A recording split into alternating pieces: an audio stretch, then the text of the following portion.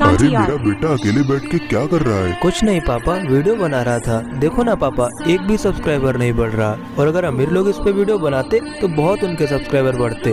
तो बेटा तेरे क्यों नहीं बढ़ रहे? क्योंकि पापा मैं उनके जैसे माँ की कसम नहीं दे रहा हूँ, मैं उनके जैसे भगवान की कसम नहीं दे रहा हूँ, इसलिए नहीं बढ़ रहे। सिर्फ पापा मुझे 81 सब्सक्राइबर चाहिए और ये मिशन मैं अमीर लोगों के जैसे माँ की कसम दे के नहीं पूरा करूँगा, फिर चाहे लोग मुझे करें सब्सक्राइब या ना करें। अरे बेटा क्यों परेशान हो रहा है? हो जाएंगे सब्सक्राइबर। ऐसे नहीं होंगे पापा। कोई बात नहीं भाई, मत करो सब्सक्राइब, मैं आप सबको फिर भी